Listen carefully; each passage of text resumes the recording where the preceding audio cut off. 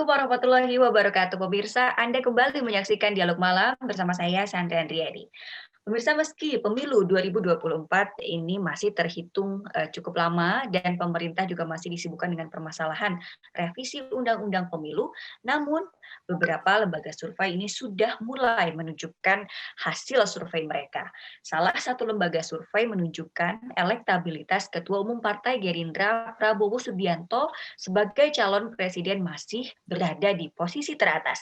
Sementara Gubernur Jawa Barat Ridwan Kamil ini menyalip Gubernur Jawa Tengah Pak Ganjar Pranowo. Dan malam ini akan kami coba ulas bersama dengan dua narasumber yang sudah hadir bersama kami. Yang pertama ada Bapak Habibur Rahman, Ketua Bidang Advokasi DPP Partai Gerindra. Selamat malam Pak Habib. Assalamualaikum warahmatullahi wabarakatuh. Selamat malam. Salam sejahtera. Sehat Pak? Alhamdulillah, alhamdulillah. Alhamdulillah. Juga sudah bergabung juga bersama kami yaitu Bapak Ubedillah selaku pengamat politik. Selamat malam Pak Ubed. Ya, selamat malam Mbak Sandra. Bagaimana kabarnya Pak? Sehat? Alhamdulillah sehat. Alhamdulillah. Semoga selalu sehat meskipun pandemik ini masih saja belum berakhir ya Pak Habib dan juga Pak Ubed. Oke, berkaitan dengan topik pada malam hari ini, saya ingin ke Pak Habib dulu. Pak Habib, temuan survei menunjukkan elektabilitas Prabowo sebesar 17,2% setelah sempat turun dari 17,6% pada Juli 2020 lalu menjadi 16,8% pada survei di bulan Oktober 2020. Berdasarkan hasil survei tersebut, apakah Gerindra akan kembali mencalonkan Prabowo sebagai presiden di pemilu tahun 2024 nanti? Menurut saya 2024 masih lama sekali, istilahnya masih goib lah. Kenapa? Kita nggak tahu dinamika apa yang akan terjadi menjelang tahun 2024. Kita ingat ya, dalam 2 atau 3 kali pilpres terakhir, calon-calon itu ditentukan di injury time. Pak Jokowi muncul itu injury time, ya. Kemudian kemarin Pak Ma'ruf Amin, wakil presidennya Pak Jokowi juga muncul injury time. Begitu juga Pak SBY ketika pertama mencalonkan dan Pak Budiono ketika periode keduanya Pak SBY. Itu semua injury time. Pilkada daerah-daerah yang strategis juga demikian. Pak Jokowi waktu Pilgub 2012 injury time bersama Pak Ahok. Pak Anies berikutnya 2017 injury time. Jadi survei-survei tersebut ya bagus bagi kami yang dilakukan saat ini untuk menjadi masukan. Cuma kami hanya mengkaitkannya dengan apresiasi publik terhadap kinerja Pak Prabowo karena beliau berstatus sebagai Menteri Pertahanan saat ini. Kalau surveinya bagus berarti publik menghargai dan menganggap Pak Prabowo berhasil sebagai Menhan. Kurang lebih seperti itu. Jadi kalau ini dijadikan bagi kami ukuran untuk mencalonkan kembali beliau atau tidak di tahun 2024, kami nggak bisa jawab sekarang kan. Ya. Oke, masih cukup jauh waktunya ya Pak Habib. Ya, Oke. masih sangat jauh. Ya, saya ingin ke Pak Ubed. Pak Ubed, berdasarkan elektabilitas nih Ketua Umum Partai Gerindra Prabowo Subianto sebagai calon presiden masih berada di posisi teratas. Sementara Gubernur Jawa Barat Kang Emil ini menyalip Pak Ganjar. Bagaimana Anda melihat hal ini? Ya, saya kira wajar ya kalau ada survei yang kemudian hasilnya menempatkan Prabowo pada posisi di atas. Meskipun saya kira surveinya perlu dianalisis juga kan, karena ternyata survei yang dilakukan itu by poll ya. Saya cek Indometer ini melakukan survei by poll, kemudian mengambil data dari seluruh Indonesia, dari data telepon, ada sekitar 1.200 responden, dan itu kan sangat segmented ya. Artinya ada orang-orang yang tidak punya telepon, itu tidak menjadi bagian dari populasi. Itu kan menjadi persoalan yang secara metodologis kelemahan dari sisi metode survei by poll. Tetapi sebagai satu survei permulaan ya saya kira nggak ada masalah ya bahwa itu untuk sekedar pemetaan bahwa ternyata Prabowo posisinya masih teratas, lalu disusul Ridwan Kamil, kemudian dan seterusnya di bawahnya. Saya kira Ridwan Kamil mengapa kemudian suaranya cukup tinggi, ya bisa jadi karena 2 hal. Pertama dia punya kinerja, kedua Ridwan Kamil itu penduduknya terbanyak se-Indonesia itu. Di Jawa Barat itu jumlahnya lebih dari 30 juta kalau tidak salah ya. Jadi penduduknya cukup banyak. Saya kira dari sisi itu menunjukkan bahwa ya Prabowo masih punya peluang sekali lagi di 2024. Meskipun di catatan saya luar biasa Prabowo ini staminanya untuk ikut bertarung di dalam kontestasi Pilpres karena dari tahun 2009 kan beliau mulai menjadi calon wakil presidennya Megawati, kalah sama SBY, kemudian tahun 2014 ya kan lawan Jokowi, waktu itu Prabowo berpasangan dengan Hatta Rajasa juga kalah. Meskipun suaranya cukup besar ya, saya kira besar karena 46,8% pada waktu itu.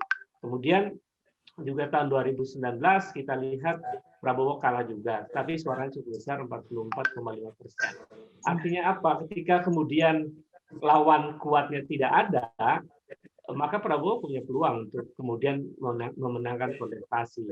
Tetapi kalau kemudian ada lawan yang kuat, yang memiliki popularitas yang lebih, kemudian kapasitas yang lebih, dan citra yang lebih positif, yang memungkinkan Prabowo akan mengalami kekalahan yang keempat dalam kontestasi Pilpres.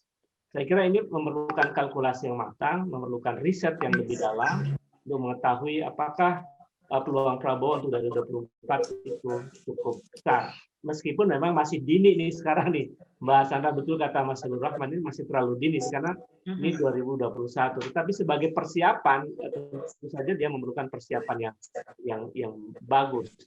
Karena yang akan dihadapi oleh Prabowo itu adalah calon-calon presiden yang lebih muda begitu, yang juga punya kapasitas yang luar biasa.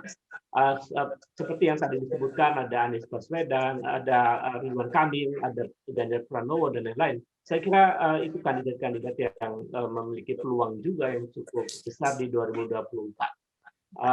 Meskipun saya lihat problemnya Ridwan Kamil sama Anies Baswedan itu kan partainya nggak jelas ya kan. Tetapi elektabilitasnya dan kapasitasnya mumpuni menjadi calon presiden. Oke, betul. Terlalu dini, tapi kemudian elektabilitas hasil survei ini mencuat ke publik belakangan ini ya Pak Ubed. Nah, Pak, sebetulnya yang bisa mempengaruhi naik tentunya elektabilitas satu orang ini bagaimana Pak? Apa yang menjadi faktor?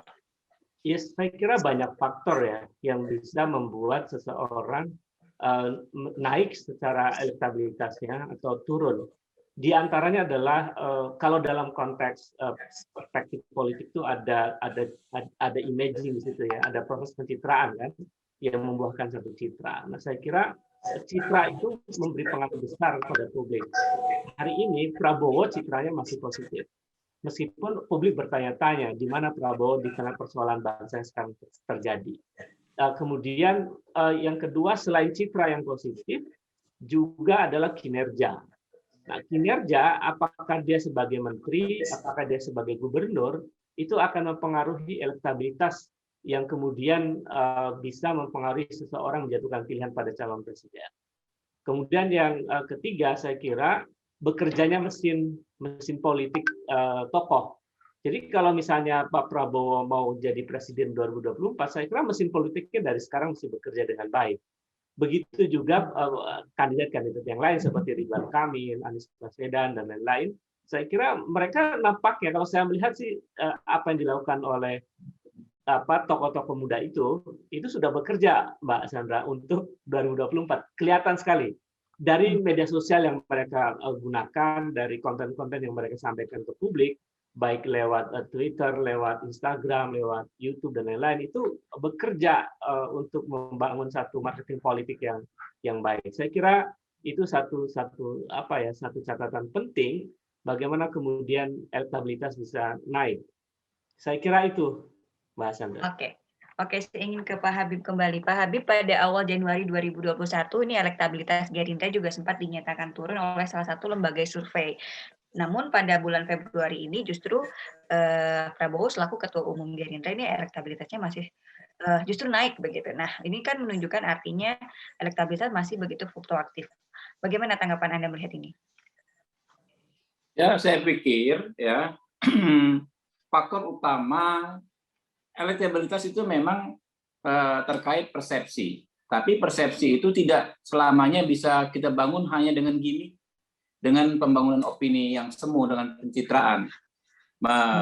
Yang kami pahami dan diajarkan oleh Pak Prabowo adalah elektabilitas kita, persepsi masyarakat terhadap kita itu ditentukan dari apa yang kita lakukan pada masyarakat.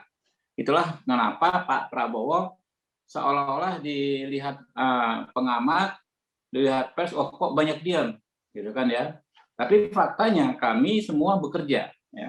Semua komisi-komisi DPR ya, kader-kader Gerindra di komisi DPR kita bisa cek ya, dari setiap raker kita semua memaksimalkan. Contoh di komisi 3, ya. Fraksi Gerindra adalah fraksi yang paling banyak merespon isu-isu keumatan. Coba aja cek dari semua rekaman, dan itu masyarakat mengetahui mengetahui secara langsung. Jadi tidak sekedar menyampaikan komentar yang menimbulkan kontroversi. Pak Prabowo kenapa tadi Mas Ubed publik menyatakan terlihat diam, karena memang beliau membatasi diri, tidak mau menyampaikan spekulasi tapi bekerja langsung, ya, apa yang beliau yakini bisa bermanfaat untuk masyarakat. Nah, hal-hal seperti ini memang untuk saat ini ya tidak terlihat, tapi dalam parameter 5 tahun orang akan menilai keberhasilan beliau sebagai Menhan, dan itu modal yang sangat kuat kalau toh pada akhirnya Pak Prabowo dicalonkan masyarakat ya, dan didesak masyarakat untuk mencalonkan diri sebagai presiden. Itu yang paling penting. Enggak ada guna ya kan banyak menyampaikan spekulasi, kayak misalnya ada salah satu wamen kemarin bilang ini bilang itu ya kan, bubarkan organisasi ini organisasi itu, tapi kinerja jelasnya itu nggak terukur gitu. Nah, kalau kita lihat dari berbagai survei soal kinerja menteri, ya, saya pikir Pak Prabowo itu nggak pernah runner up selama ini. Hampir semua lembaga survei menyatakan kalau kinerja sebagai menteri Pak Prabowo bagus, gitu kan ya, paling bagus, bukan bagus. Nah, itulah yang harus kami lakukan di legislatif kami. Saya anggota DPR ya, melakukan apa yang kami bisa untuk masyarakat. Ya, kayak hari ini kita semua diinstruksikan turun untuk ngurus banjir. Ya. Selama ini juga kami diminta turun untuk bantu masyarakat menghadapi pandemi COVID-19 dan dampak ekonominya. Itu kita insya Allah ya kita akan konsisten ini terus kita lakukan. Oke, baik Pak Habib dan juga Pak Ubedillah, kita akan lanjutkan kembali perbincangan kita pada malam hari ini, tapi kita harus jeda dulu sesaat, jadi jangan kemana-mana, tetap di Dialog Malam.